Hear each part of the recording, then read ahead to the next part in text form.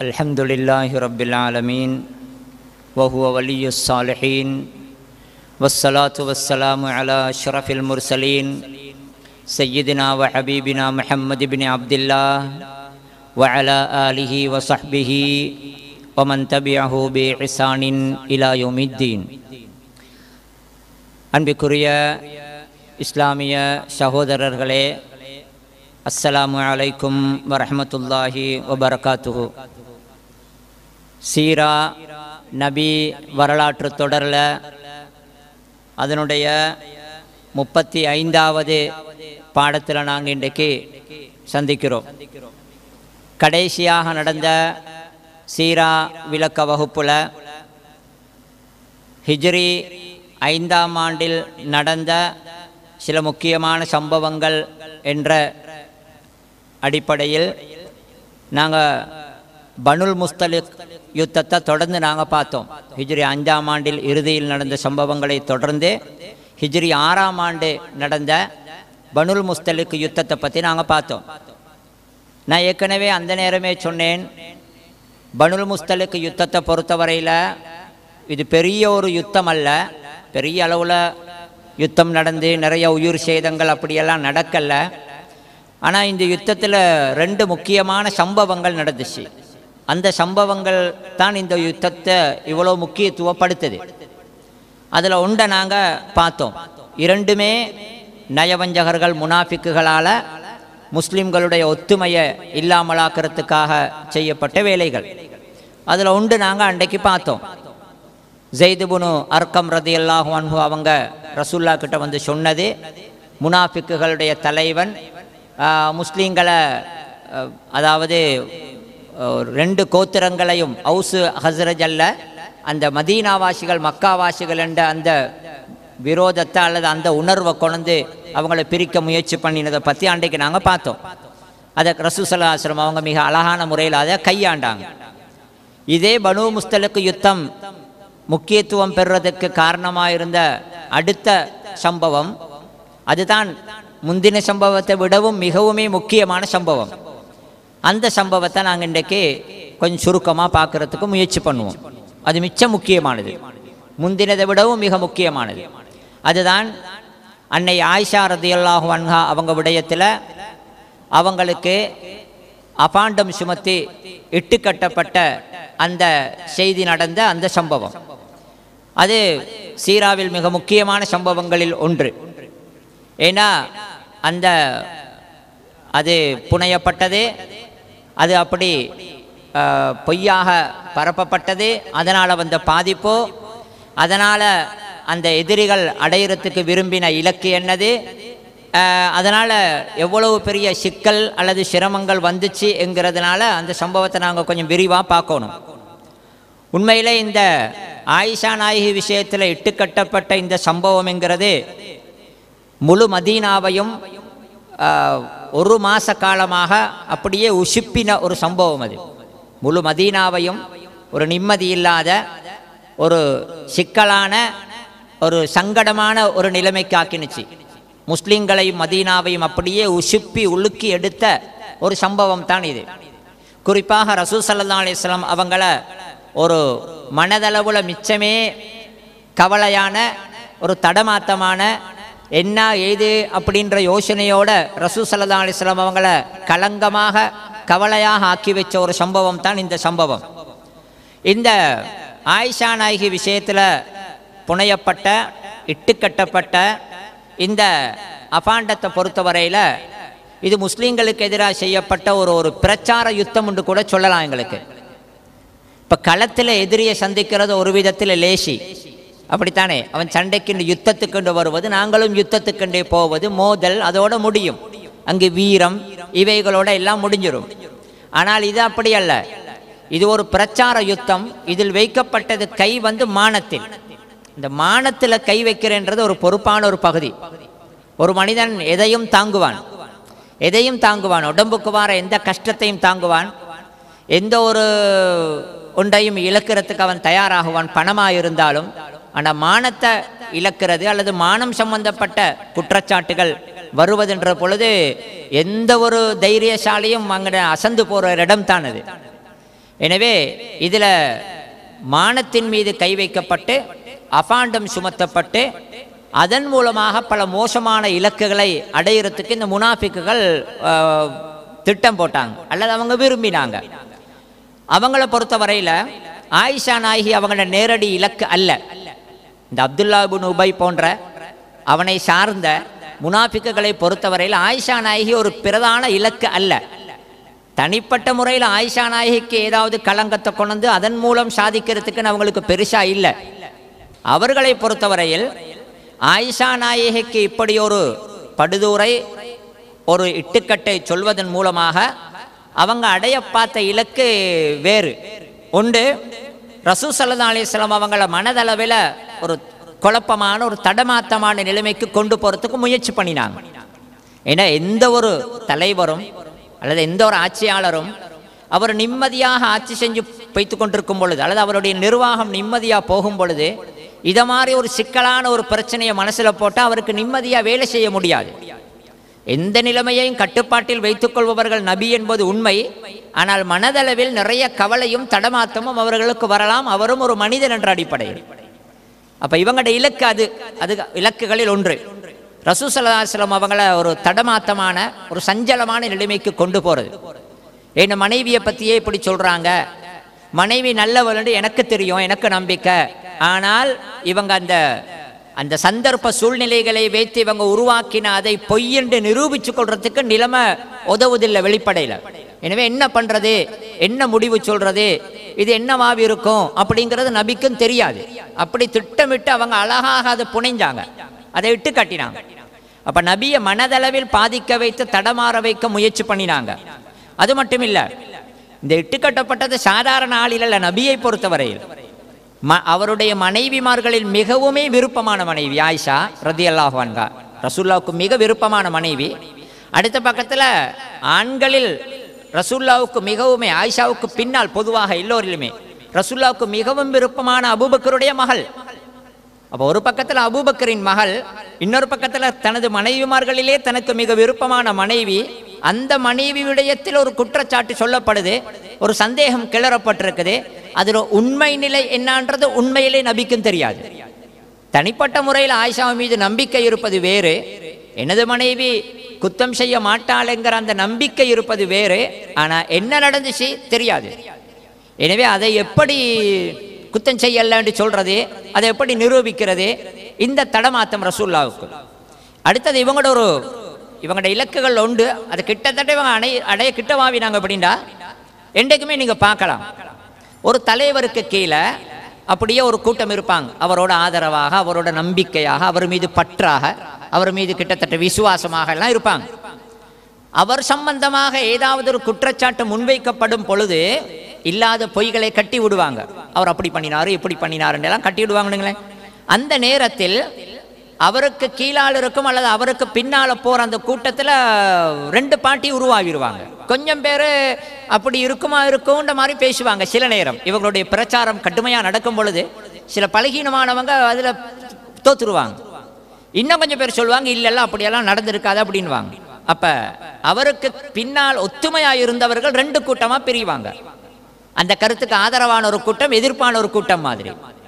ஒரு பக்கத்தில் அவருக்கு நேரடியாக அது சங்கடத்தை கொண்டரும், மறுபக்கத்தில் இப்போ ஆயிஷா நாயகி விடயத்தில் வந்த இந்த இட்டக்கட்டு என்பது ரசூலுல்லாவுக்கும் அபூபக்கருக்கும் இடையில் உள்ள உறவில் கூட பாதிப்பை கொண்டு வரலாம் சில பொழுது. ஏன்னா அபூபக்கர் ரசூலுல்லாவுக்கு மிக நெருக்கமான ஆலோசகர், மிக முக்கியமான ஒரு அமைச்சர் மாதிரி. அப்போ மறுபக்கத்தில் ரசூலுல்லாவுக்கு பின்னால் இருக்கும் அந்த சஹாபாக்களை ரெண்டு துண்டாக பிரித்து விட்டுரும். கொஞ்சம் பேர் சொல்லுவாங்க நடந்திருக்குமோ தெரியாதுன்னுவாங்க, இயல்பாக நடக்க வாய்ப்பு இருக்குது. இன்னும் கொஞ்சம் பேர் சொல்லுவாங்க இல்லை அப்படியெல்லாம் நடக்க இயலாது அப்படியாண்டுவாங்க. அப்படி அவங்க ரெண்டு பேருக்கு இடையில குழப்பம் வந்துடும். எனவே இவங்க இலக்கு மிச்சம் தூரமாக. அடுத்த இன்னொரு பக்கத்தில் ஒரு செய்தியை பார்க்கலாம். என்னண்டா, நபியின் மீது இப்படி ஒரு குற்றச்சாட்டை கொண்டு வரும் பொழுது அது நபியுடைய அந்த கண்ணியத்தை பாதிச்சிரும். ஏன்னா பொதுவாகவே எங்களுக்கும் தெரியும், நாங்களும் உலகத்தில் எப்படின்னா சாதாரணமாக யாராவது ஒரு மனிதருடைய மனைவி ஒழுக்கம் கெட்டவள் என்று மக்கள் நம்ப தொடங்கினாங்கடா அவரை மக்கள் மதிக்க மாட்டாங்க. அவர் ஊரை திருத்த போனால் ஊருக்கெல்லாம் சொல்ல போக்கல சொல்லுவாங்க, அந்த பொண்டாட்டியே நல்லா வச்சுக்கொள்ள தெரியாத மனுஷன், இவர் ஊரை திருத்த வந்துட்டாருன்னு மாதிரி பேசிடுவாங்க. ஒரு மனிதனின் மதிப்பு அவனது குடும்ப மானத்தில் மிச்சமாக இருக்குது. அவன் எந்த அளவு அவனது புள்ள, அவனோட மனைவி, அவனை சார்ந்தவர்கள் ஒழுக்கத்தில் அந்த மான விடயத்தில் கௌரவமாக இருக்கிறாங்களோ அந்த அளவுக்கு அவர் தலை நிமிந்து பேசலாம் சமூகத்தில். அதில் ஏதாவது ஒரு இடத்துல ஒரு கரையை கொண்டு வந்து ஒரு இதை கொண்டு வந்துட்டாங்கன்னா இவருக்கு சமூகத்துக்கு முகம் கொடுக்க கஷ்டமாகும். சில நேரம் இவர் என்ன பெரிய தலைவர் என்ன மாதிரி, இவர் என்ன மாதிரி மக்கள் தூரமாகுவாங்க. எனவே முஸ்லீம்களின் ஒத்துமையை குலைத்து அதை ரெண்டாக பிரித்து நபியின் நிம்மதியை குலைத்து, அதே மாதிரி நபிக்கு மிக நெருக்கமானவர்களுக்கு நபிக்கும் இடையில பிரச்சனை வர வைத்து நபியை விட்டு மக்களை தூரமாக்க, இதுக்கெல்லாம் இவங்க இந்த பின்னணிகளை வைத்து தான் இவங்க இதை செஞ்சாங்க. ஆயிஷா நாயகியை பார்த்தாலும் கூட நாங்கள் சீராத்தான் பார்த்துக்கிட்டு வரோம், ரசூல் ஸல்லல்லாஹு அலைஹி வஸல்லம் அவங்களோட வரலாறு. ஆயிஷா நாயகியை பார்த்தாலும் கூட அந்த வரலாறில் மிக முக்கியமான பெண்களில் ஒருவர், மிகச்சிறந்த பெண்களில் ஒருவர். ஆனாலும் ஒரு பக்கத்தில் உசுரோட வாழும் பொழுதும் தான், மௌத்தாகியதன் பின்னாலும் தான், ஒரு பக்கத்தில் அநீதம் இழைக்கப்பட்ட ஒரு பெண் தான் ஆயிஷா. ஆயிஷா நாயகி மிகச்சிறந்த ஒரு பெண்மணி, மிகப்பெரிய பாக்கியவாதிகளில் ஒருவர். ரசூலாவின் மனைவியெல்லாம் இருந்தது, நிறைய ஆயிஷா நாய்க்கு சிறப்பு இருக்குது. ஆனால் உயிருடன் வாழும் பொழுதும் தான், மௌத்தாகினதன் பின்னாலும் தான் ஒரு விதத்தில் ஆயிஷா நாயகி நிறைய அநீதம் இழைக்கப்பட்டிருக்கிறாங்க. அது யாருக்குமே அந்த அந்த பெரிய ஒரு ஃபிகராக, ஒரு பெரிய ஒரு ஆளாக இருப்பவர்களுக்கு எதிர்ப்பு இருக்கும்.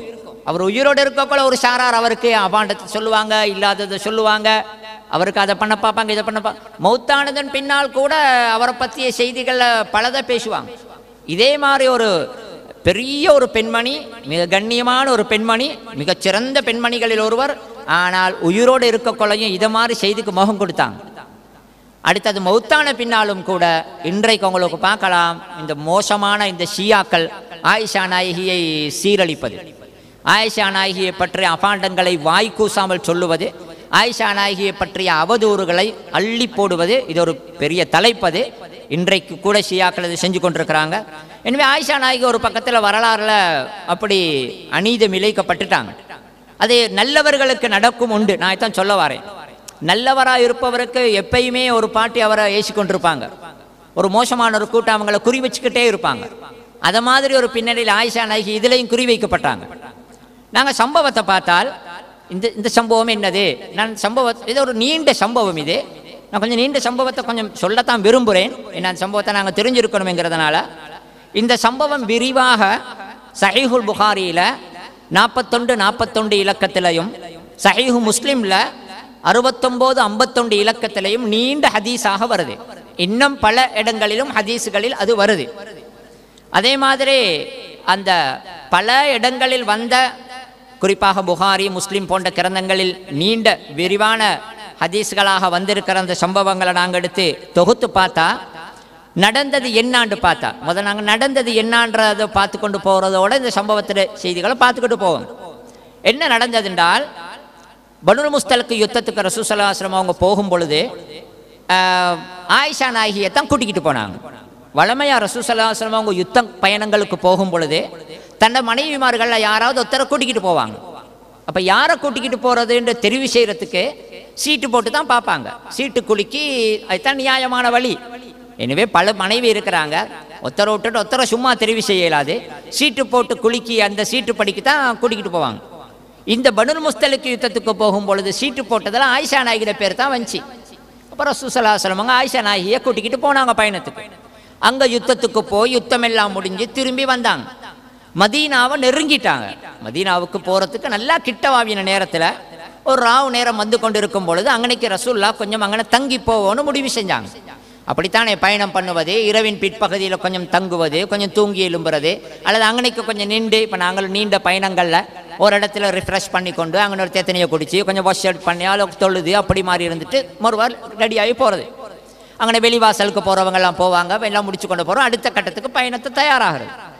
அப்படி ஒரு இடத்துல இரவின் ஒரு பகுதியில் ரசூல் ஸல்லல்லாஹு அலைஹி வஸல்லம் அவங்க அங்கனைக்கு நின்றாங்க. கொஞ்சம் நின்றா அவங்க அந்த அப்படித்தானே இப்போ ஒரு பஸ்ஸில் நாங்கள் போனோன்னுங்க, எல்லாரும் இறங்கினா அவங்களோட வேலையை செய்வாங்க. ஒருத்தர் 1-2 போக இருந்தால் போவார், இன்னொருத்தர் ஹோட்டலுக்கு தத்தனை குடிக்க போவார், இன்னொருத்தர் ஒரு வேலை இருந்தால் போவார். அப்படித்தான் எல்லாம் வந்து ஒரு டைமுக்கு சேர்ற மாதிரி. இப்படி இருக்கும் பொழுது இறங்கி அவங்களோட வேலைகள் நடக்கும் பொழுது ஆயிஷா நாயகியும் இருந்தாங்க தானே அதில். ஆயிஷா நாயகி வந்து நபியின் மனைவிங்கிறது ஒரு பெரிய அந்தஸ்தான ஒரு பெண். எனவே ஆயிஷா நாயகியே இந்த உங்களுக்கு திரும்பி இருக்கும் அந்த பல்லக்குன்னு சொல்லுவாங்களே, அந்த அதாவது இந்த பக்கி கரத்தைகள் மூடப்பட்டு இருக்குமே, நாங்கள் எங்களோட ஊர்களில் பக்கி கரத்தைகள் கண்டிருக்கிறோமே, மாடுகள் எடுத்துக்கிட்டு போகிறது, அதில் மேலெல்லாம் மூடி கீடி மறைச்சிருக்குமே, அதை மாதிரி மூடி மறைச்சிருக்கிற அந்த கோபுரம் மாதிரி இருக்கும். அதுளுக்கு பெண்களை உட்கார வைப்பாங்க, ஆட்களை தான் தூக்குவாங்க. அந்த பல்லக்குகளை அடிமைகள் தூக்குவது அல்லது மனிதர்கள் தூக்குவது. அப்படி மனிதர்களையே தூக்கிட்டு போகிறதும் இருக்குது. ராஜாக்கள் அரசர்களுடைய இதுகளை பார்க்கலாம், தொடர்ந்து அவங்களையே தூக்கிட்டு போவாங்க. இன்னும் சிலது இருக்குது, அதை மாதிரி பல்லக்கு மாதிரி இருக்கும், அதில் இருப்பாங்க. அதை எடுத்து ஒட்டகத்துக்கு மேலே வைப்பாங்க. ஹவுதஜுன்றது ஒட்டகத்தில் முதுகில் வச்சு அதை கட்டிட்டா சரி. அப்புறம் ஒட்டகம் போகும், மேலே அப்படியே பக்கி கரத்த மாதிரி மூடின மாதிரி இருக்கும். அவங்க மரவாக இருப்பாங்க. எங்கேயாவது நிற்கிற இடத்துல அதை பனி இறக்கி வைப்பாங்க. அவங்க இறங்கி அவங்களோட வேலையில் முடிச்ச போகிறோம் அவங்க ஏறி உட்காருவாங்க, அதை தூக்கி ஒட்டகத்தில் வச்சுருவாங்க, போகும். இந்த மாதிரி அமைப்பில் தான் ஆயிஷா நாயகி அந்த பயணத்தில் கொண்டு போகப்பட்டார்கள். அப்போ இந்த இறங்கிற இடத்துல எல்லாரும் அவங்களோட வேலைக்கு போகல. ஆயிஷா நாய்க்கும் கொஞ்சம் வெளிவாசலுக்கு போகிறதுக்கு ஒரு தேவை இருந்துச்சு. அப்படி உள்ள ஒரு தேவையை எல்லாருக்கிட்டையும் சொல்லிட்டு போகிறது இல்லையே. அப்போ ஆயிஷா நாய் பார்த்தாங்க எல்லாரும் அவங்களோட வேலை செய்கிறாங்க, நானும் எங்களோட வேலையை செஞ்சுட்டு வந்துடுவோண்டு. அப்போ அது கொஞ்சம் தூரத்துக்கு தான் போகணும், கொஞ்சம் ஒதுக்குப்புறமான இடத்துக்கு தானே போகணும். அப்படியே ஆயிஷா நாய்க்கு பெய்த்து அவங்க திரும்பி வந்தாங்க. திரும்பி வரக்குள்ள எல்லாரும் இப்போ ரெடியாகுறாங்க, போகிறதுக்கு ரெடியாகி கொண்டு எல்லாம் போகிறதுக்கு போகிற நிலைமை வந்திருக்கு. புறப்பட்டுக்கொள்ள திரும்பி வந்து அந்த பல்லக்குள்ளுக்கு வாரத்துக்கு வரப்போக்குள்ள ஆயிஷா நாய்க்கு கழுத்தை தடவி பார்த்தாங்க. கழுத்தில் இருந்த மாலையை காணலை, கழுத்தில் மாலையோட காணலை.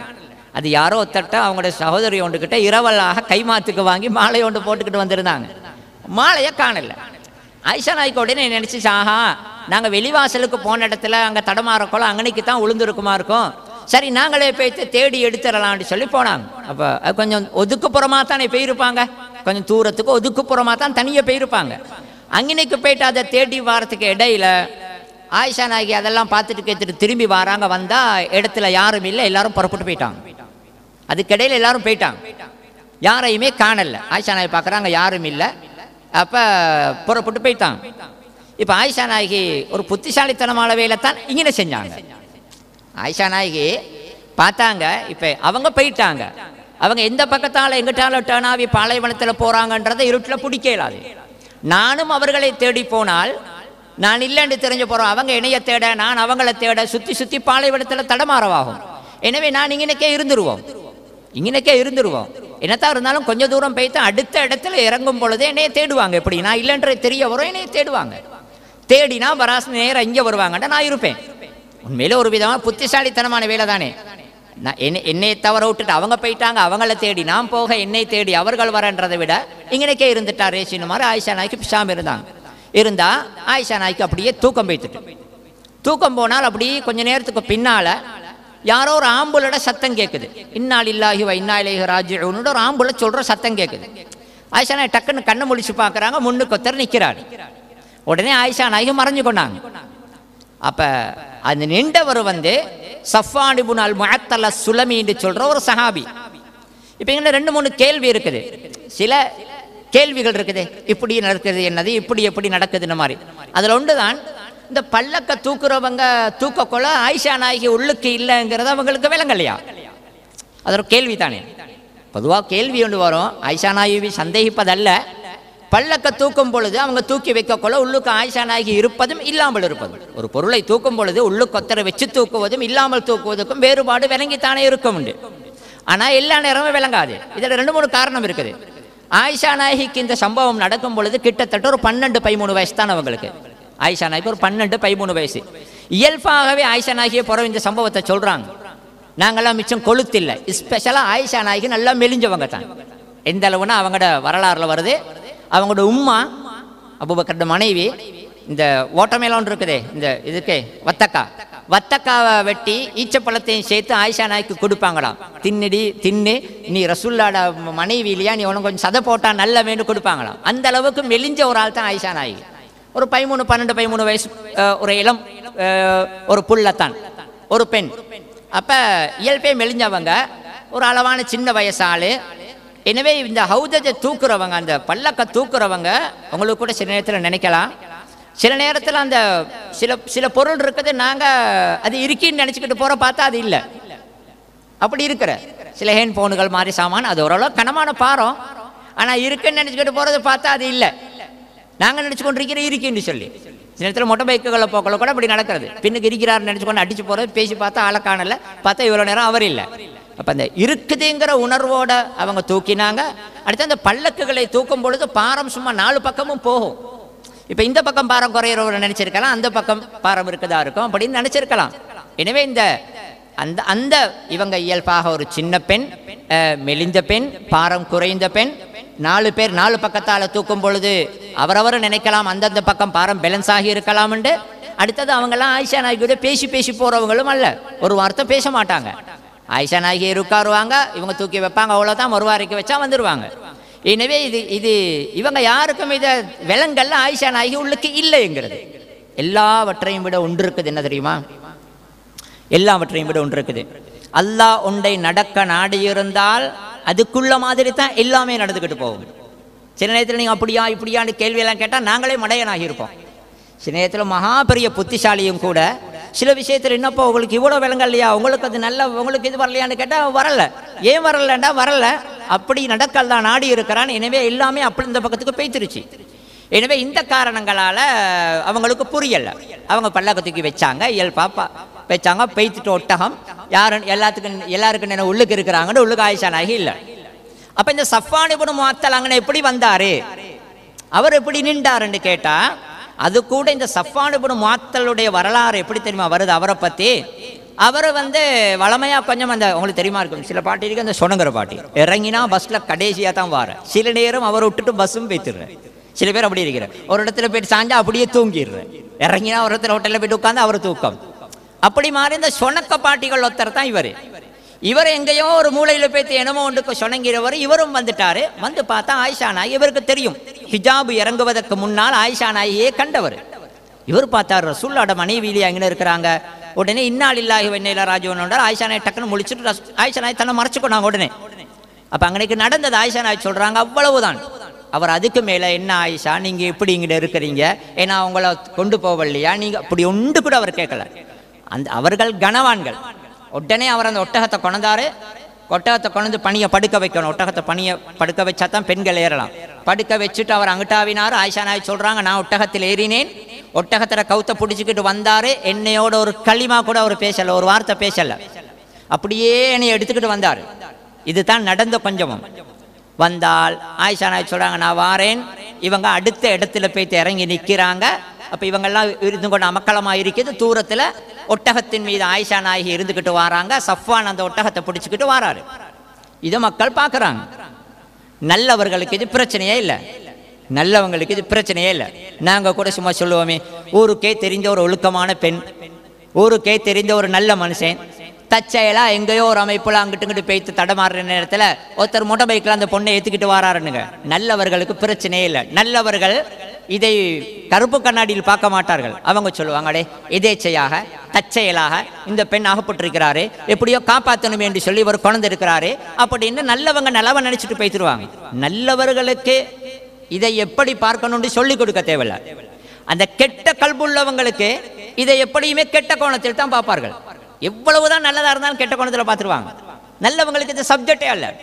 நல்லவங்களுக்கு தெரியும் ஆயிஷா எவ்வளோ நல்லவங்களுக்கு தெரியும், சஃப்வான் நல்ல மனுஷன்றே தெரியும். எனவே நல்லவங்க இதை பற்றி ஒன்றுமே யோசிக்க மாட்டாங்க. என்னடா தனியாக இருந்துட்டு வராங்களே, இவங்க 2 பேரும் தனியாக வராங்களே அப்படி இப்படின்னு ஒன்றுமே பண்ண மாட்டாங்க. அவர்கள் இதை எடுப்பார்கள். ஒரு எமர்ஜென்சி சட்னா நடந்தது, அப்படி நடந்திருக்கலாம், ஆயிஷாவை கூட்டிகிட்டு வர நல்ல மனுஷன். ஏன் உலகத்தில் அப்படி நடக்கிறது இல்லையா? இன்றைக்கு கூட நடக்கிறது இல்லையா? உத்தமர்கள் அப்படியெல்லாம் நாங்கள் சொல்கிறோம் தானே. சில பெண்களை கொண்டு ஆபத்தில் சிக்கிய தனியே இருக்கிற பெண்களை எடுத்துக்கிட்டு வந்து எந்த விதத்திலும் அவளுடைய மேலில் ஒரு நகம் கூட படாமல் அந்த பெண்ணை கொண்டு வந்து சேர்க்கிற அந்நியர்கள் இல்லையா? பொம்பளையே சொல்கிறாள் தானே, என்னைய காப்பாற்றினாரே, என்னை கொண்டுமே பண்ணலை அப்படின்ட்டு. பார்க்குறவன் அவனுடைய கோணத்தில் பார்ப்பான், எனக்கு ஒரு பொண்ணு இப்படி கிடைச்சிருந்தா நான் என்ன பண்ணியிருப்பேன் மாதிரி. கெட்டவன் அப்படி பார்ப்பான். நல்லவர்களுக்கு இது பிரச்சனையே இல்லை. ஆனால் கெட்டவர்கள் இருந்தாங்க. இதற்கு முனாஃபிக்குகளுக்கு தான் சந்தர்ப்பம் ஆவினுச்சு. அப்துல்லா இப்னு உபை பார்த்தான், இது தான் சந்தர்ப்பம். உடனே கதையொன்று கட்டி விட்டான். எப்படி ஆயிஷா தனியாக வார, எப்படி சொன்னங்கிற சஃப்வானோட என்ன அப்படி அப்படின்ட்டு அஃபாண்டத்தையே வாய் கூசாமல் சொல்லிட்டாங்க. ஆயிஷா நாய்க்கு மோசமான நடந்துட்டாங்க அப்படின்னு படுதூர சொல்லிட்டாங்க. சொன்னா இது வந்து சும்மா அப்படி சும்மா மெதுவாக தானே இப்படி போட்டுறது, சும்மா என்ன இப்படின்னு போட்டுறது, மெதுவாக அது குசு குசுன்னு அப்படி பரவுது. இப்போ ஆயிஷா நாயகியை பொறுத்தவரையில் ஆயிஷா நாயகி சொல்கிறாங்க, அழகான சம்பவத்தை சொல்கிறாங்க. நான் அந்த பயணம் போய்த்து வந்ததோட எனக்கு சுகம் இல்லை. அப்புறம் ஒரு மாதம் கிட்ட எனக்கு தொடர்ந்து சுகம் இல்லை. நான் வீட்டிலேயே தான் இருந்தேன். இந்த வெளியில் மனுஷர் என்னை பற்றி இப்படியெல்லாம் பேசுகிறாங்கன்றது எனக்கு உண்மையிலே தெரியாது, ஆயிஷா நாய்க்கு தெரியாது. ஆனால் மதீனாவில் பேச்சு போகுது, ரசூலுல்லாவுக்கு கூட பேச்சு வந்துட்டு, ரசூலுல்லாவுக்கு கூட செய்தி வருது, ஆயிஷாவை பற்றி இப்படி ஒரு சந்தேகம் கிளறப்பட்டிருக்குது, இப்படி சொல்கிறாங்க, இப்படின்னெல்லாம் சொல்கிறாங்கண்டா. இப்போ முனாஃபிக்குகள் அதை பரப்பி கொண்டு தெரிய அப்பாவி முஸ்லீம்கள், சில அப்பாவிகள் இருக்கிறாங்க, நல்லவர்கள் ஆனால் அப்பாவிகள், ஒசக்க பார்த்துக்கொண்டு நம்புற மாதிரி ஆக்கள் இருக்கிறாங்களே, இருக்கும்ன்ற மாதிரி, அப்படி சில முஸ்லீம்களும் இதில் சிக்கிட்டாங்க. அவங்களும் சேர்ந்து கொண்டு இதை பரப்பினார்கள். பரப்பியவர்கள் சில பேருக்கு சில உள்நோக்கங்களும் இருந்திருக்கலாம். ஏன்னா இப்போ இது எத்தனையோ விஷயத்தில் பேசி சிக்காவை தொடங்கிட்டுது. ஆயிஷா நாயகியோட தனிப்பட்ட முறையில் ஒரு டைம் ஒன்று கிடைச்சா ஒரு பிடிக்கணுன்ற மாதிரி நினைச்சவங்களும் இதில் ஈடுபட பண்ணிட்டாங்க. அவர்களுக்கு குறி ரசூலுல்லாஹ் இல்லை, ஆயிஷாண்ட மாதிரி ஆகிட்டு எப்படியோ கொஞ்சம் அப்படி செய்தி பரவிக்கொண்டே போகுது. இப்போ ரசூலுல்லாவுக்கு சரியான மாதிரி மனசில் சங்கடம். என்ன பண்ணுறது, என் மனைவி துப்புரவுன்றது எனக்கு நம்பிக்கையாக சொல்லலாம், ஆனால் ஒன்றுமே நடக்க இல்லை என்று எனக்கு குத்தம் இல்லை என்று எனக்கு சொல்ல இல்லாத ஒரேடியாக நீதமான ஒரு கணவனின் ஒரு தலைவரின் முடிவு தான் அது. எனவே ரசூலுல்லாவுக்கு சரியான மாதிரி யோசனை. ஆயிஷா நாய் சொல்கிறாங்க, எனக்கு இது ஒன்றும் தெரியாது, நான் வீட்டில் இருக்கிறேன், எனக்கு இது ஒன்றுமே தெரியாது. ஆனால் பிறகு ஆயிஷா நாய் சொல்கிறாங்க, அந்த கொஞ்ச நாள் நான் சுகம் இல்லாமல் இருக்கக்குள்ள ரசூலுல்லாஹ் வருவாங்க. முந்தி நான் சுகம் இல்லாட்டி சரியான மாதிரி ரசூலுல்லாஹ் ஆதரவாக கேட்பாங்க, என்னான்னு கேட்பாங்க, மருந்து குடிச்சான்னு கேட்பாங்க, சரியான மாதிரி கவனிப்பாங்க. அந்த கொஞ்ச நாள் ரசூலுல்லாஹ் வாரது என்ன செய்தின்னு கேட்கறது பேத்துடுறது. இப்போ ரசூலுல்லாவுக்கும் மனசுலுக்கு சரியான மாதிரி ஒரு தடமாத்தமும் சிக்கலும் கவலையும். ஆயிஷா ஒரு பக்கத்தில், ஆயிஷா இந்த ஒரு பக்கத்தில், இவங்களோட பயங்கரமான பிரச்சாரம், அந்த இருந்த வந்த சூழல்கள் சரி சிக்கலான ஒரு பின்னணி. அப்போ ரசூலுல்லாவும் ஆயிஷா நாய்க்கு கிட்ட ஒன்றும் பேசுறதும் இல்லை. அடுத்து எங்களுக்கு நல்லா தெரியும், இந்த உலகத்தில் இப்போ என்னை பற்றி யாராவது சந்தேகங்களை பேசினால் மனுஷர் என்கிட்ட வந்து சொல்ல மாட்டாங்க, வெளியில் பேசிக்கொள்வாங்க, இவரை பற்றி சொல்கிறாரு, இவரை பற்றி. அது மாதிரி ஆயிஷா நாய்கிட்ட யாரும் வந்து சொல்லலை, பாருங்களேன் உங்களை பற்றி இப்படியெல்லாம் சொல்கிறாங்களே, யாரும் சொல்லலை, சொல்ல வெக்கம்.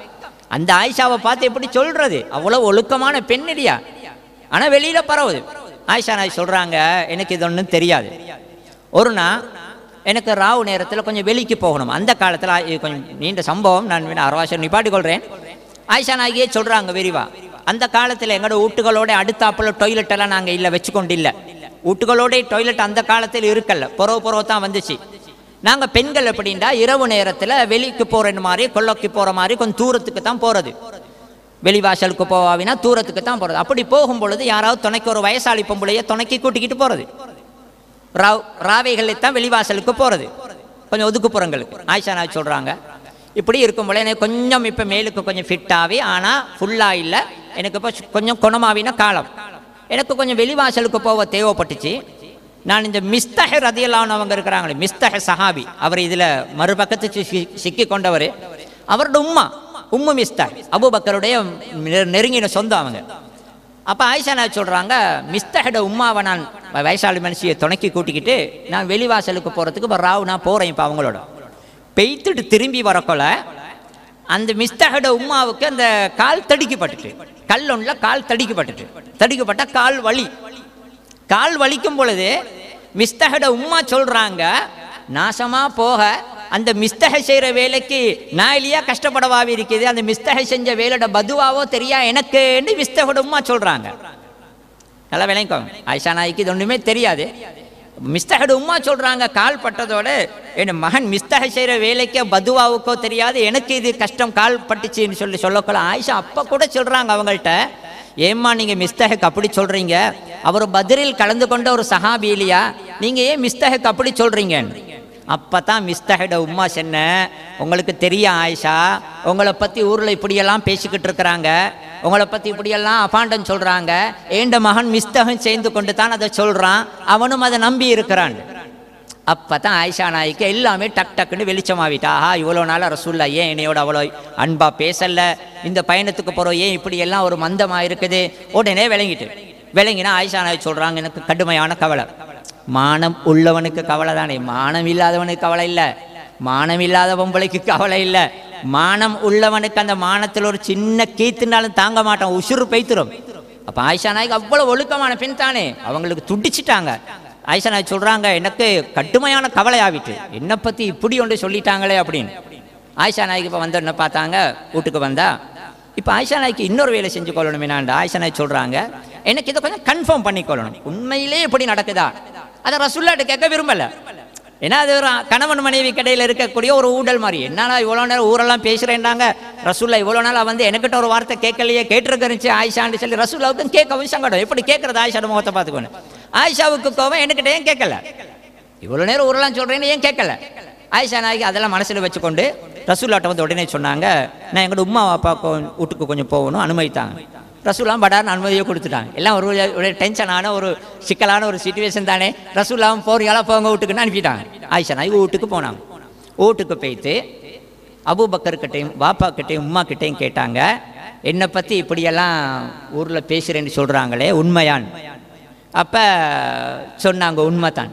அப்போ சொன்னாங்க, மெய்தான் மகள், உங்களை பற்றி ஊரில் இப்படி ஒரு பயங்கரமான ஒரு அபாண்டம் போகுது, மக்கள் பேசுகிறாங்க அப்படின்னு. அப்போ அப்பா ஆயிஷா நாயகியோட உம்மா சொன்னாங்க, இப்படித்தாம்மா ஒரு மாப்பிள்ளைக்கு பல பெண்கள் இருக்கும் பொழுது, அந்த பல பெண்கள் இருக்கும் பொழுது, பல மனைவி இருக்கும் பொழுது அவங்களுக்கு இடையில் ஒத்தருக்கொத்தர் குரோதங்கள் இருக்கும் அல்லது பொறாமைகள் வரும். அதில் சில மனைவியின் தரப்பால்கள் சில மனைவியை தட்டுறதுக்கு ஏதாவது சொல்லிடுவாங்க.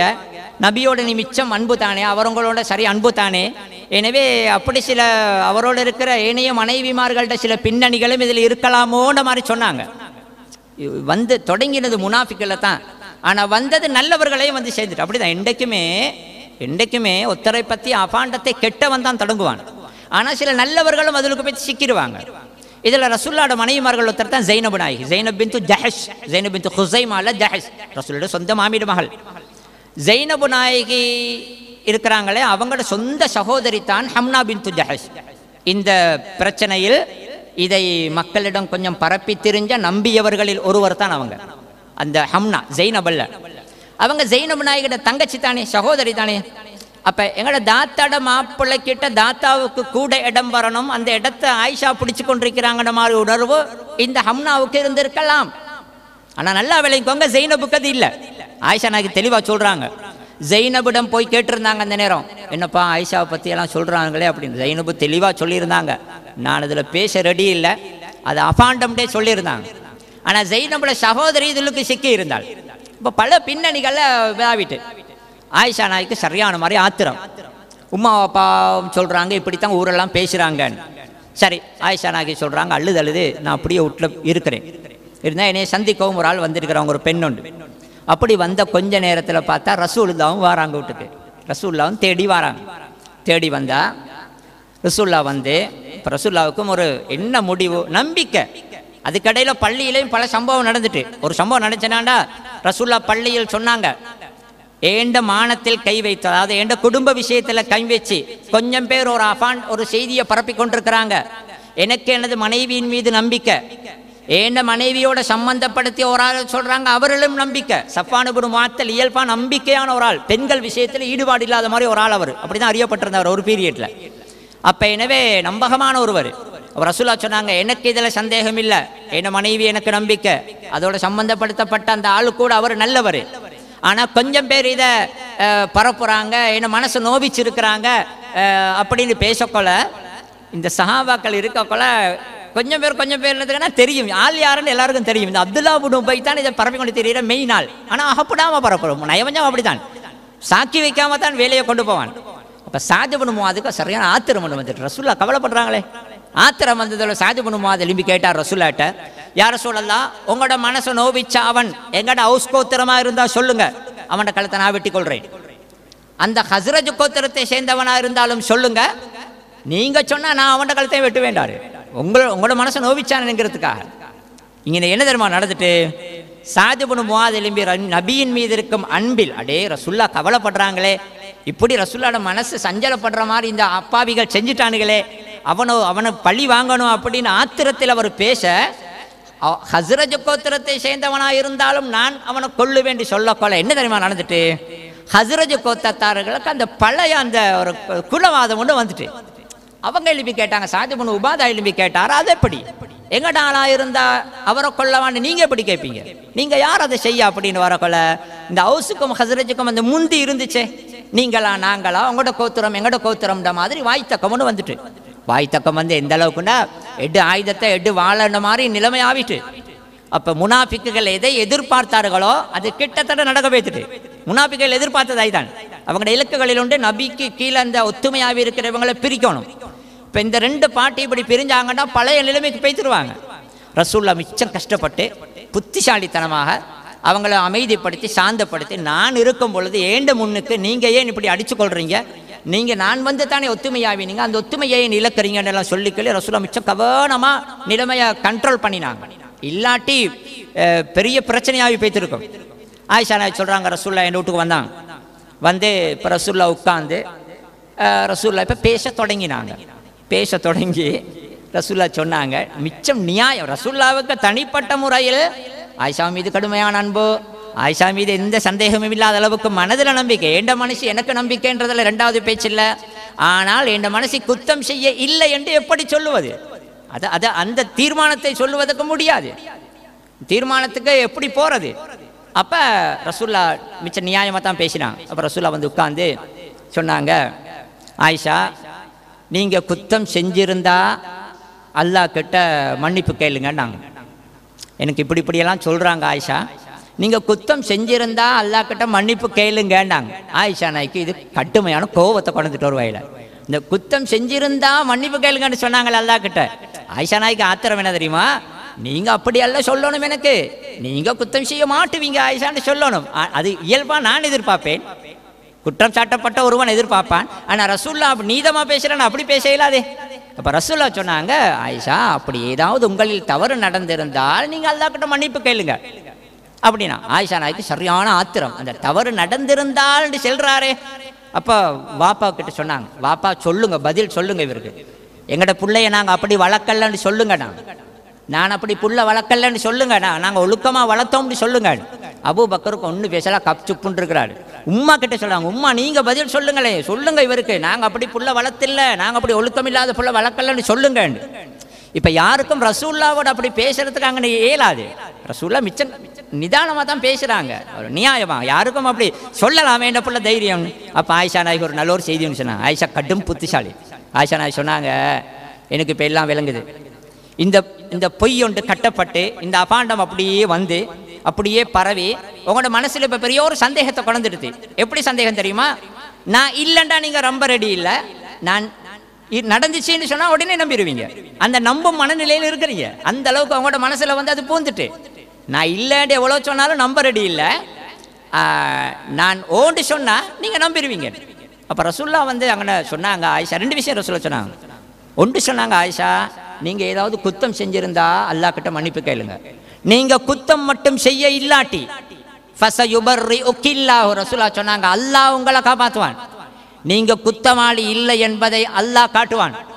ரசூல்லா சொன்னாங்க, நல்ல ஒரு செய்தான் சொன்னாங்க, குத்தமாக இருந்தால் அல்லாஹ் கிட்ட மன்னிப்பு தேடுங்க. நீங்கள் நிரபராதி என்றிருந்தால் நீங்கள் அநீதம் இழைக்கப்பட்டிருக்கிறீங்க, நீங்கள் நிரபராதி துப்புரவான பெண் என்பதை அல்லாஹ் நிரூபிப்பான், நீங்கள் பயப்படவானாம். ஆயிஷா நாய் சொல்கிறாங்க, அப்படி அழுது எனக்கு கண்ணில் அதுக்கு மேலே கண்ணீர் இல்லை. நான் அப்படியே திரும்பி படுத்துக்கொண்டேன். ரசூல்லா அப்படியே பேசிட்டு இருக்கிறாங்க. கொஞ்ச நேரத்தில் ரசூல்லா அப்படியே கொஞ்சம் ரசூலோட நெத்தியெல்லாம் வேறுக்குது. எனக்கு தெரியும் ரசூல்லாவுக்கு வஹி வந்தால் அப்படி தான், ரசூல்லாவுக்கு வஹி வருவதை நான் கண்டால். அப்போ ஆயிஷா நாய் சொல்கிறாங்க, நான் ஒரு உறுதியில் இருந்தேன். தான் சொன்னாங்க, உம்மா கிட்ட சொன்னாங்க, நீங்கள்லாம் உங்களோட மனசுலலாம் இது நல்லாவே வேலை செய்ய தொடங்கிட்டு போல, நான் சொன்னால் நம்ப மாட்டீங்க போல. யூசுஃபின் வாப்பா யாக்கோபு சொன்னாரே, ஃபஸபுருன் ஜமீல் வல்லாஹுல் முஸ்தஆன்னு சொல்லி, நான் பொறுக்கிறேன், அல்லாஹ் கிட்ட உதவி தேடுறேன், அல்லாஹ் என்னைய காப்பாற்றுவான் அப்படின்னு சொல்லிட்டு இருக்கக்குள்ள கொஞ்ச நேரத்தில் ரசூல்லா அப்படியே இருந்து, ரசூல்லா அந்த வஹி வரும் பொழுது ரசூல்லா கொஞ்சம் அப்படி இருப்பாங்க, கொஞ்சம் வேறுத்து போடும், கொஞ்சம் அப்படி சாய்வாங்க. அப்போ ஆயிஷா நாய்க்கு தெரியும் வஹி வந்ததுக்கு தான் அடையாளம். ஆயிஷா நாய் சொல்கிறாங்க, அப்படியே ரசூல்லா கொஞ்ச நேரம் இருந்துட்டு ரசூல்லா அப்படி எழும்பி சொன்னாங்க, அம்மல்லாஹு ஃபக்கத் பர்ரஅகி ஆயிஷா. ரசூலுல்லாஹ் சிரிச்சு கொண்டு சொன்னாங்க, ஆயிஷா அல்லாஹ் உங்களை நிரபராதி என்று சொல்லிட்டான், வஹி வந்துட்டு. ரசூலுல்லாஹ் சந்தோஷமா சொன்னாங்க, ஆயிஷா உங்களை நிரபராதின்னு அல்லாஹ் சொல்லிட்டான் அப்படின்னு. ஆயிஷா நாய் சொல்றாங்க, நான் அசைக்க முடியாத ஒரு நம்பிக்கையில் இருந்தேன், நான் குத்தம் செய்யல, நான் நிரபராதி என்பதை அல்லாஹ் எப்படி சரி ரசூலுல்லாஹ்வுக்கு சொல்லுவான், நான் நினைக்கல வஹி வரும். நான் நினைச்சேன் ஒரு மனாவுல கனவுல அல்லாஹ் ரசூலுல்லாவுக்கு அதை தெரியப்படுத்துவான், ஒரு கனவின் மூலமாக தெரியப்படுத்துவான்னு தான் நினைச்சேன். எனக்கு உறுதி இருந்துச்சு, நான் குத்தம் செய்யலை, நான் எப்படியாவது நான் நிரபராதின்றது நிரூபணமாகும், அல்லாஹ் அதை காட்டுவான்னு எனக்கு உறுதி இருந்துச்சு. ஆனால் நான் நினைக்கல வஹீ வார அளவுக்கு நான் பெரிய ஆள்னு நான் நினைக்கல. நான் இவ்வளோ சின்ன புள்ள, நான் சின்ன ஆள். நான் நினைக்கவில்லை அல் குர்ஆனின் ஆயத்துகள் என்னை துப்புரவுப்படுத்தி வரும்னு சொல்லி. ஆனால் அல்லாஹ் ஆயத்தை இறக்கினான்.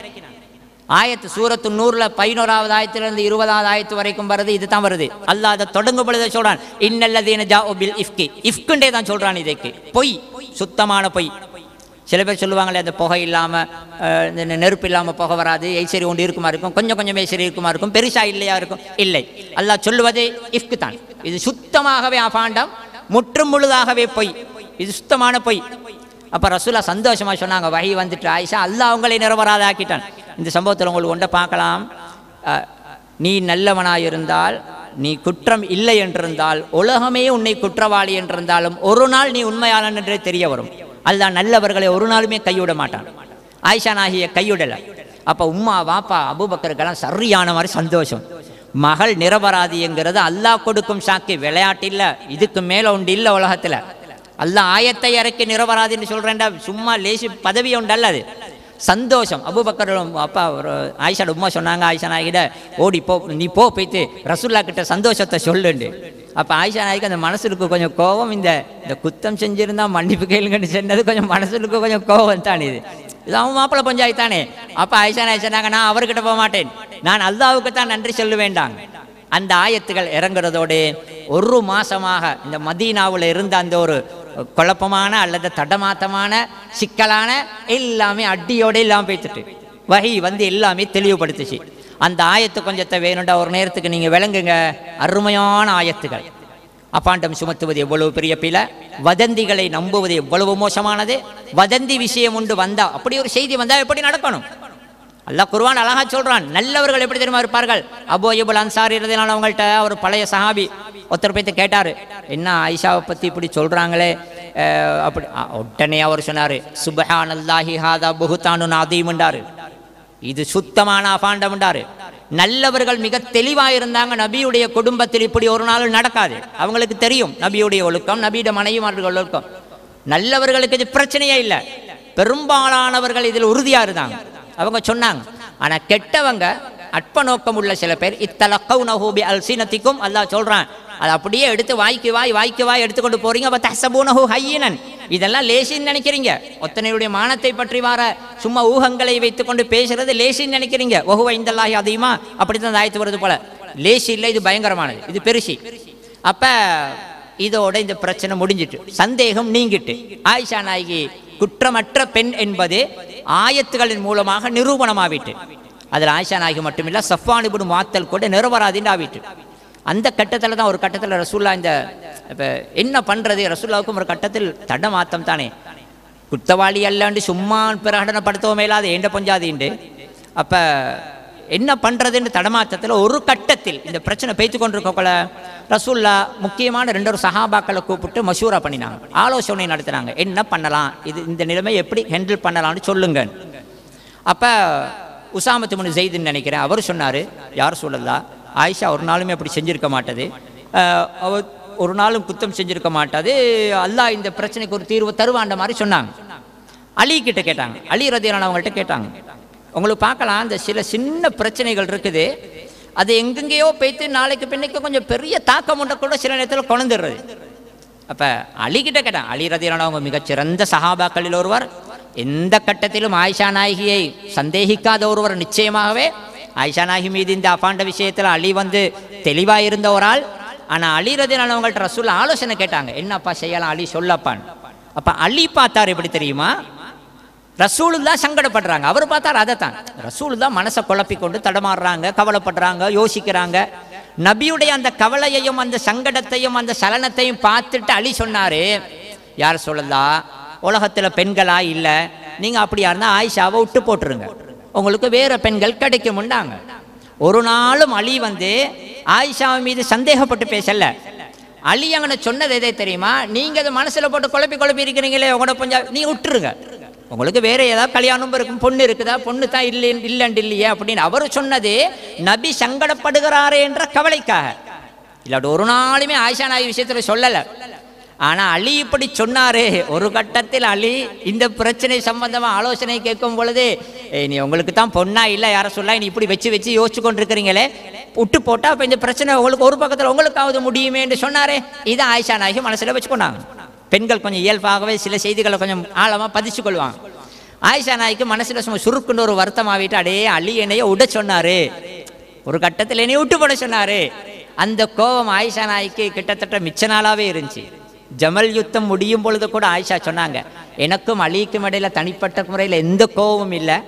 நோமலாக இந்த ஒரு பொண்ணுக்கும் அவட மாப்பிள்ளை வீட்டுக்காரவங்களுக்கும் இடையில வார சில குழப்பங்கள், மாப்பிள்ளை வீட்டு பக்கம் தானே, அலி ரசூலோட சொந்தம் தானே, இந்த ஒரு பொண்ணுக்கும் ஒரு பெண்ணுக்கும் அவட மாப்பிள்ளை வீட்டு பக்கத்துக்கும் இடையில வார சில பிரச்சனைகள்ல இருந்த மனக்கசப்பு மட்டும்தான் எனக்கும் அலிக்கும் இருந்துச்சுன்னாங்க.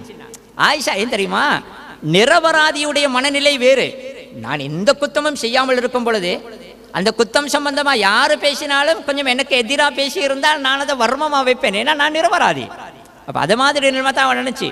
ஒரு கட்டத்தில் கொஞ்சம் பேர் சொன்னாங்க, யார சொல்லலாம், ஆயிஷா நாயகி ஆயிஷாவை பத்தி இப்படி வந்திருக்கு தானே, அப்ப நீங்க கொஞ்சம் விசாரிங்க, பரீரா கிட்ட கேளுங்க. நாங்க பரீரா ஆயிஷா நாயகிட்ட விட்டு வேலைக்காரி பெண், அடிமை பெண், பரீரா கிட்ட எதுக்கும் சும்மா கேளுங்களேன், ஏதோ வந்தா உன்னை விசாரிக்கணுமே. ஆயிஷா எனக்கு தெரியும் உறுதின்ற மாதிரி ரசூலா இருந்தான், விசாரிக்கிறேன், ஏதாவது அப்படி தப்பு தவறுகளுக்கு வாய்ப்பு இருந்துச்சான்ற மாதிரி ஒரு விசாரணைன்னா நீங்க பரீரா கிட்ட கேளுங்க. பரீரா வீட்டுல வேலைக்காரி, அடிக்கு ஒருக்கா வீட்டுல இருக்கிறவ பாப்பா, அவளுக்கு ஏதாவது இருந்தா அவ சொல்லுவான். அப்ப பரீராவுக்கு விட்டு கேட்டாங்க. பரீரா சொன்னா, பரீரா ஆயிஷா நாய்க்கு வேலைக்காரி, அவ சொன்னா, ஆயிஷா விஷயத்தில் சந்தேகப்படும்படியான எந்த ஒன்றையுமே நான் கண்டதில்லை. ஆயிஷாவோட உண்டா வீட்டில் வேலை செஞ்சு ஓர வாரம் அந்த பெண் சொன்னான், ஒழுக்க விஷயத்தில் ஏதாவது சந்தேகப்படும்படியான ஏதாவது உண்டு, ஆயிஷா விஷயத்தில் ஒன்றுமே கிடையாது. சொல்றதுக்கு ஒரு குத்தமும் இல்லை, ஒரு குறையும் இல்லை, சொல்றதுக்கு ஒரு சந்தேகமும் இல்லை. வேணுண்டா ஒன்று மட்டும் சொல்லலாம், ஆயிஷா ஒரு 10-12 வயசு புள்ள தானே, ஒரே ஒரு சின்ன புள்ளத்தனமான அந்த வயசுக்குள்ள ஒரு சின்ன புள்ளத்தனம் இருக்குமே. ஏன்னாண்டால் ரொட்டிக்கு மாவை பிணைஞ்சு வச்சுட்டு சில நேரத்தில் மூடாம அவளுக்கு அப்படியே தூக்கம் பெய்த்துரும், ஆடு வந்து அதை தின்றும். அது இன்றைக்கு எங்கட படித்த பொம்பளைகளும் குசினில செய்யறது தான். இறைச்சியை வச்சு இப்போ பூஸ் தூக்கிட்டு போறது நிறையா நடக்கிறது. அப்போ அவள் என்ன சொன்னாண்டா, இதை மாதிரி பெனஞ்ச மாவை மூடாம வச்சு கோழி தின்றதும் ஆடு தின்றதும் மாதிரி வேலை தான் நடக்குதே தவிர மற்றபடி ஒழுக்கத்தில் ஆயிஷாவில் சொல்லுவதற்கு நான் ஒன்றையுமே காணலண்டா. உண்மையிலே இந்த சம்பவம் வந்து நிறைய பாடங்களை சொல்லும் சம்பவம். இது பெரிய ஒரு சம்பவம், இது பின்னணியாக வச்சு பேசுறதுக்கு நிறையா இருக்குது. இதில் ஒன்றுதான் அந்த ரசூல் ஸல்லல்லாஹு அலைஹி வஸல்லம் அவங்களோட விஷயத்தில் நீங்கள் நல்லா பார்க்கலாம். குர்ஆன் என்பது வஹி என்பது அல்லாஹ் கொடுத்து தான் நபிக்கு வரணும், நபியாக கட்டல்ல. சில இஸ்லாத்தின் எதிரிகள் சொல்றது இல்லையா, நபி கட்டினார். நபி கட்டுறதா இருந்தால் இவ்வளவு சிக்கலான ஒரு சூழல்ல ஒரு மாசம் ரசூலா பொறுத்திருக்க மாட்டாங்க. இந்த ஒரு மாசமும் ரசூல்லா இருந்தாங்க, வழி வரல, அது வந்தா தான் எடுக்கணும். நபி கட்டுவதா இருந்தா கட்டி விட்டுருப்பாங்க, யாரோ கட்டுறவத்தனா தான் கட்டியிருப்பான். அல்லாஹ் சொன்னா என்ன பஞ்சாயத்து தூப்புறவுன்னு சொல்லியிருப்பான். எனவே வஹி அல்லாஹ் அனுப்பியது மட்டும்தான் என்பதும் இதுல இன்னும் இருக்குது. இப்போ அபூபக்கர் வந்து இந்த டக்குன்னு ஆயத்து வந்ததோட எல்லாம் தெளிவாகிட்டு தானே. அப்ப மிஸ்தஹ் என்றவர் அபூபக்கர் பெரிய பணக்காரர், சல்லி உள்ளவர். மிஸ்தஹ் வந்து அபூபக்கர்ட சொந்த உம்மோட கூட பிறந்தவோட மகன் என்னமோ. அப்ப மிஸ்தஹுக்கு செலவெல்லாம் அபூபக்கர் தான் கொடுத்து கொண்டிருந்தாரு. அப்போ அபூபக்கர் சரியான ஆத்திரம், என்ன மகள்கிட்ட விஷயத்தில் இப்படி பேசிட்டானே, எனக்கிட்ட நான் உதவி செய்கிறவன் தானே அப்படின்ட்டு அபூபக்கர் சத்தியம் பண்ணினார், அவனுக்கு நான் செலவழிக்கவே மாட்டேன், இதுக்கு போகிற 5 சாங் கொடுக்க மாட்டேன்னு மாதிரி சொன்னார். அப்போ ஆயத்து வருது, நீங்கள் அப்படியெல்லாம் சொல்ல வானாமுண்டு, இப்படித்தான் அவன் செஞ்சுட்டா அது அவரோட பிள்ளையோடு உள்ளது, நீங்கள் அதற்காக செலவு கொடுத்து கொண்டிருந்ததையும் உதவி செஞ்சதையும் நிப்பாட்ட வானாமுண்டு. மிக கடைசியாக முடிச்சுக்கொள்கிறேன். இப்போ இது தெளிவாவிட்ட அஃபாண்டம், ஒருவர் விபச்சாரம் செய்தால் செய்தவனுக்கு ஹத் இருக்குத்தானே, அதே மாதிரி விபச்சாரம் செய்யாதவனுக்கு செஞ்சாண்டு சொன்னவனுக்கும் ஹத் இருக்குது. ஏண்டா இவன் அவனுடைய மானத்தை போக்கியது. எனவே விபச்சாரம் செய்யாதவனுக்கு செஞ்சேன்னு சொன்னானே அவனுக்கும் ஹத் இருக்குது, இப்போ ஹத் அடிக்கணும். எனவே அஃபாண்டம் சொன்னார்கள் என்ற அடிப்படையில் ஹத்து கொடுக்கப்பட்டுச்சு. சஹாபாக்களில் குறிப்பாக மிஸ்தஹ், ஹஸ்ஸான் இப்னு சாபித், ஹம்னா பின்து ஜஹஷ், இவங்க 3 பேருக்கும் அஃபாண்டத்துக்கான ஹத்து கொடுக்கப்பட்டுச்சு. காரணம், ரசூல்லா முனாஃபிக்க மிச்சம் விரட்டல்ல, அவன் கெட்டவன், அவன் மோசமானவன் தான். முஸ்லீம்கள் இதில் சிக்கினாங்களே அவங்கள துப்புரவுப்படுத்தணும். அப்போ அதனால் இவங்களுக்கு ஹத்தை நிறைவேற்றினாங்க. அப்துல்லா இப்னு உபை தான் இதில் மெயின் ஆள், அவனுக்கு ரசூல்லா ஹத்தடிக்க இல்லை. அதுக்கு காரணம், பல காரணம் சொல்கிறாங்க, ஒரு நேரத்துக்கு நான் விரிவாக சொல்கிறேன். முக்கியமாக சொல்லப்படும் காரணம் என்னென்றால் அல் குர்ஆன் இந்த 11 ஆயத்துள்ளுக்கே வருது, வல்லதி தவல்லா கிப்ரஹு, இந்த பிரச்சனையின் பெரும் பகுதியை யார் பொறுப்படுத்தியிருந்தானோ இதில் பெரும் பங்கு வகித்தவனுக்கு கடும் வேதனை மறுமையில் இருக்குது அப்படின்னு கருத்து இருக்குது. ரசூல்லா விட்டுட்டாங்க மறுமையில் அந்த வேதனை. ஏன்னா ஹத் அடித்தா இங்கேயே ஒருத்தனை துப்புரவாக்குறது, ஹத்து இங்கே ஒருத்தனை தூய்மையாக்கிரும், ஹத்தே ஒரு தௌபா. அப்போ அந்த ஹத்தை ரசூல் அவனுக்கு நிறைவேற்றல, ரசூலை விட்டுட்டாங்க. வேறு சில காரணங்களும் இருந்துச்சு. ஏன்னா அது அப்துல்லா பின் உபை இதை பரப்பினத்துக்குன்னா அந்த அகப்படாமல் தான் பரப்பினான். முனாஃபிக் என்றைக்குமே அந்த சாக்கி அகப்படாமல் தான் பரப்புவான். பல பின்னணிகள் பல காரணங்கள் இருந்துச்சு. நாங்கள் இதோடு இன்றைக்கு முடிச்சுக்கொள்வோம். சுப்ஹானக்கல்லாஹும்ம பிஹம்திக அஷ்ஹது அல்லா இலாஹா